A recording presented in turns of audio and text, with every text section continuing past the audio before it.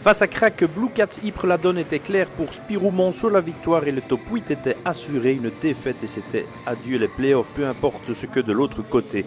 Basket Groot, Willebroek pouvait faire contre Derleck. Et Spirou Monceau a pris d'emblée le match à son compte. C'était la meilleure solution avec un bon début de partie qui voyait les 3 premières attaques aboutir. Christelle Ballot avait bien sûr donné l'exemple, tout comme Charlotte Hypersiel, très en forme en cette fin de saison. Et du côté de Ypres, c'est la jeune Élise Ramette qui ouvrait le compteur.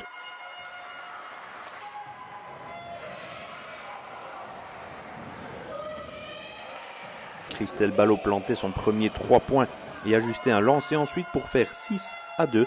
Et si les 3 premières actions montcelloises avaient abouti, les 3 premiers paniers flandriens seront inscrits par Élise Ramette. Ce sera 8-6, mais Spirou Monceau était manifestement bien dans sa rencontre, tout comme Charlotte Hypersiel donc et Alison May ensuite montée au jeu. Sarah Docher emboîtait le pas de ses coéquipières et si Latoya Drake tentait de répondre, Charlotte Hypersiel par 2 fois et les lancers des Carolo autorisaient les Cars à passer le cap des 10 unités, 24-10 avant que l'américaine de Ypres ne fixe à la 10e à 24-12.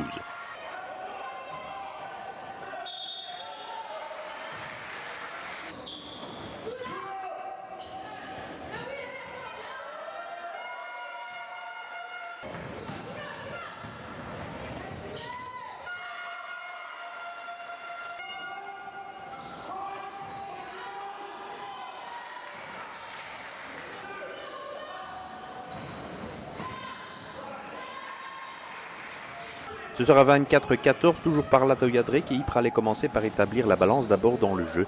Malgré ses 10 unités d'avance, Spirou Monceau commençait à perdre un petit peu le fil, ce dont profitait Eva de Vlieger à 3 points. Elle plantera 24 unités dimanche. Pourtant devant, Monceau perdait petit à petit en assurance et n'alignait plus son jeu de début de rencontre. Il était pourtant à l'aise avec Christelle Ballot puis Camille Lebrun pour faire 33.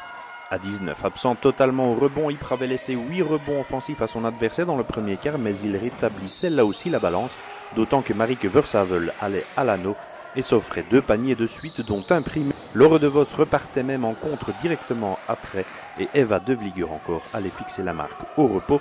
À 33-28, Ypres était revenu dans la partie.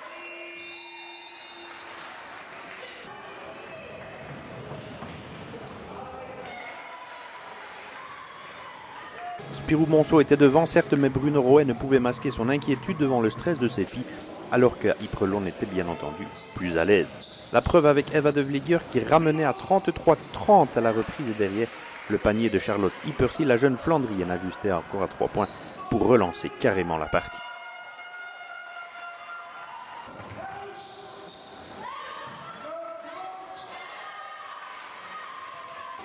Latoya Drake puis Eva de Vlieger au lancer permettait de rétablir la parité au marquoir et Lusbroek allait aligner ensuite 2 paniers à 3 points consécutifs pour permettre à Ypres de mener dans la rencontre pour la première fois, 39-43.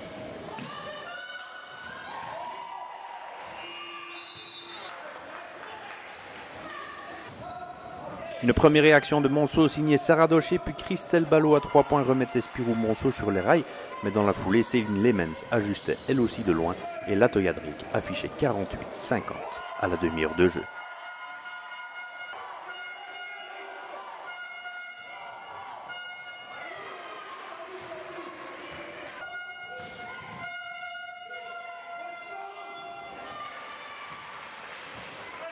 Le temps pressait pour les Carolo, mené 48-53 sur une bombe d'Eva de Vlieger dans la dernière ligne droite. La jeune Sophie Tillman montrait l'exemple côté Carolo pour répondre à Eva de Vlieger toujours.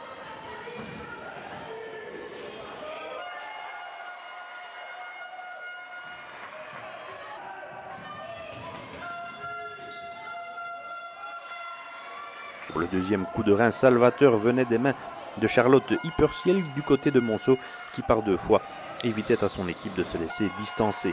Malgré des crampes qui faisaient leur apparition, Christelle Ballot égalisait à 56 partout avec encore 6 minutes 30 à jouer dans une partie devenue très indécise en seconde période.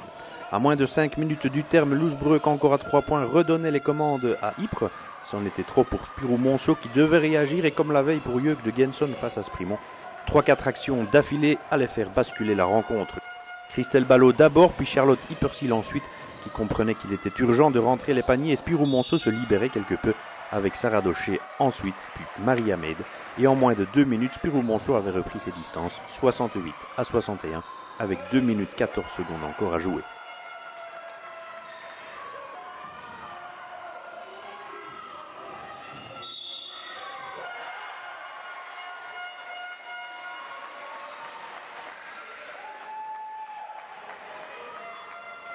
C'était le tournant du match, Spirou Monceau pouvait filer vers la victoire et surtout une place en play-off, le vœu le plus cher de son président Pascal Vacavant, décédé cette saison et dont le souvenir a plané tout au long de cette fin de saison.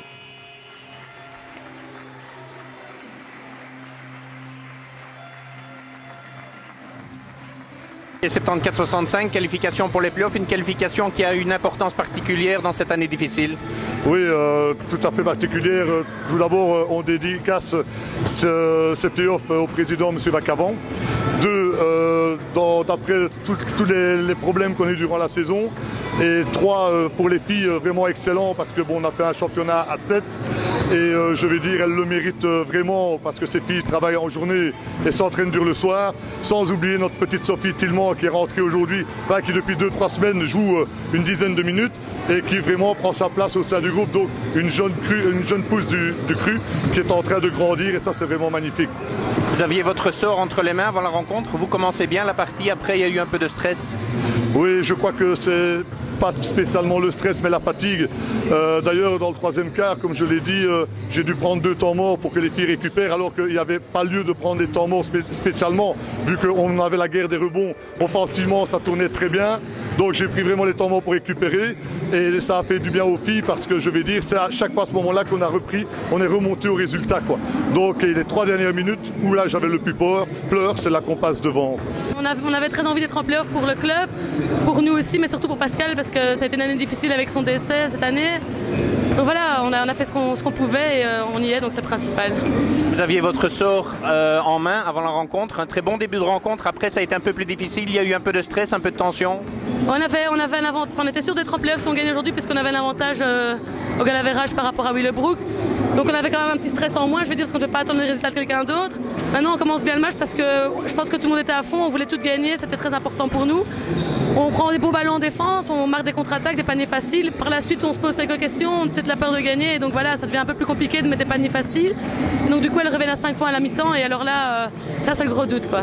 C'est un peu à l'image de la saison aussi, un bon début de saison, puis il y a un passage à vide qui vous met en difficulté.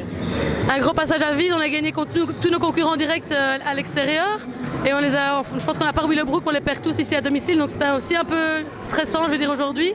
Maintenant un up and down, pourquoi? Parce qu'on a aussi un effectif très réduit et quand il y a des changements de l'autre côté, que les filles sont fraîches quand elles viennent sur le terrain, on n'a pas cette possibilité là. Maintenant je pense que ça fait aussi une cohésion dans l'équipe et ça nous donne une force supplémentaire. C'était chaud en fin de rencontre, il a fallu aussi garder sa lucidité. En fin de rencontre, oui, je pense, lucidité, je ne sais pas si c'était vraiment le bon mot, on a fait ce qu'on pouvait, mais on s'est surtout battu et ce qui a fait la différence aujourd'hui, c'est que chaque fille a marqué, on a toutes joué correctement en défense.